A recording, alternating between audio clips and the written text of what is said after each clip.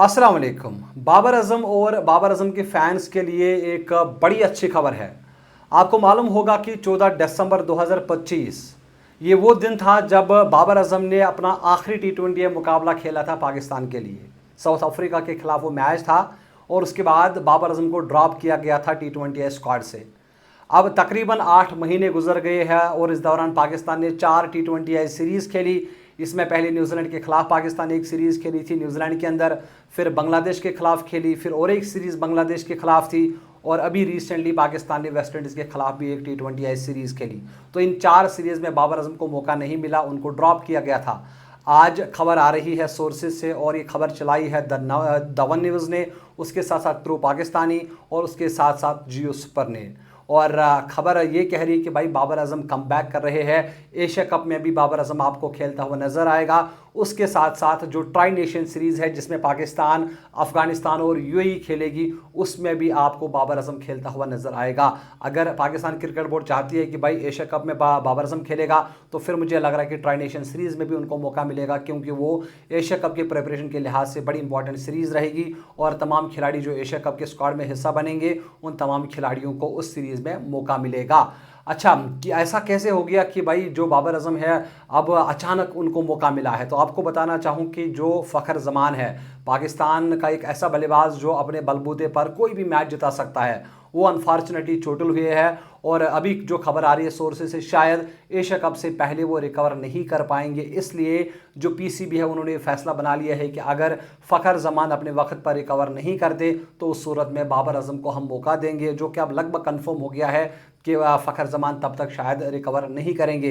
तो इसका ये मतलब है कि बाबर आजम आपको इन एक्शन नज़र आएंगे और ट्राई सीरीज़ में बाबर आजम आपको खेलते हुए भी नज़र आएंगे। अच्छा, अगर आप देखिए बाबर आजम के पास अब एक अपॉर्चुनिटी फिर से आ गई है कि भाई आप दिखाइए, अच्छे स्ट्राइक रेट के साथ रन्स बनाइए, टीम को अपनी बल्लेबाजी से जिताए और फिर आपका कैरियर और लंबा जाएगा।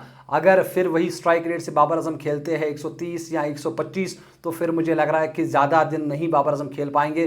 तो अब ये सभी जो चीज़ें हैं बाबर आजम पर डिपेंड करती है। अगर बाबर आजम अच्छे स्ट्राइक रेट के साथ खेलता है तो फिर नंबर 3 पर उसकी जो जगह है ना वो कोई ले नहीं सकता। लेकिन अब बाबर आजम के ऊपर है कि किस तरह वो खेलते हैं, क्या टीम को वो बेनिफिट प्रोवाइड कराते हैं। अब उसके साथ साथ अगर आप देखिए तो ओपनिंग शायद बाबर आजम नहीं करेंगे, क्योंकि साहिबजादा फरहान और साइम अयूब जो अभी सोर्सेज से कंफर्मेशन आ रही है, यही दो पाकिस्तान के ओपनर रहेंगे। फिर नंबर 3 पर बाबर आजम आएंगे, जबकि मोहम्मद रिजवान की फ़िलहाल कोई बात नहीं हो रही है कि क्या रिजवान भी कम बैक करेंगे नहीं करेंगे। मुझे लग रहा है कि मोहम्मद रिजवान शायद अब टी20 में आपको खेलता हुआ नज़र नहीं आएगा, लेकिन ओडीआईज़ में फ़िलहाल वो कैप्टन है और ऐसी भी बात आ रही है कि टेस्ट में भी शायद मोहम्मद रिजवान को ही अब कैप्टन बनाया जाएगा। अब टी20 के साथ साथ बाबर आजम आपको 8 तारीख जो 8 अगस्त आने वाला है उस दिन भी इनेक्शन नज़र आएगा, क्योंकि आखिरी मुकाबला बाबर आजम ने ओडीआईज़ में भी 5 अप्रैल को खेला था और अब 5 अप्रैल से आज तक तकरीबन बराबर 4 महीने हो गए। मई, जून, जुलाई, अब अगस्त आ गया है। तो 4 महीने के बाद बाबर आजम फाइनली 8 तारीख को इनेक्शन नज़र आएंगे वेस्ट इंडीज़ के खिलाफ। पहले मुकाबले में पाकिस्तान की जो ओडीआई स्क्वाड थी वो भी फ्लोरिडा गई थी, जहां पर पाकिस्तान की दूसरी टीम की टी20 सीरीज चल रही थी और चंद खिलाड़ी उसमें भी सिलेक्ट हुए हैं ओडीआई सीरीज़ में। तो सभी एक साथ आज वो ट्रिनिडाड पहुंच गए हैं, ट्रिनिडाड वेस्ट इंडीज़। वहां पर ये 3 मैच की ओडीआई सीरीज़ खेली जाएगी, जिसका पहला मुकाबला 8 तारीख को खेला जाएगा और उसी मुकाबले में भी बाबर आजम आपको इन एक्शन नजर आएंगे। फिलहाल बाबर आजम और बाबर आजम के फैंस के लिए एक अच्छी खबर है कि बाबर आजम अब फाइनली कम बैक कर रहे हैं और उनके पास बड़ा मौका है कि जो रोहित शर्मा का रिकॉर्ड है सबसे ज़्यादा टी20 में रन्स, तो बाबर आजम भी ज़्यादा पीछे नहीं है, तकरीबन 20-25 रन पीछे होंगे। तो अगर बाबर आजम की सीरीज़ अच्छी जाती है तो इसका मतलब है बाबर आजम के पास बड़ा मौका है कि सबसे ज़्यादा टी20 रन्स बनाने का। फिलहाल आप मुझे इजाज़त दीजिए, आप अपना बहुत सारा ख्याल रखेगा। अल्लाह हाफिज़।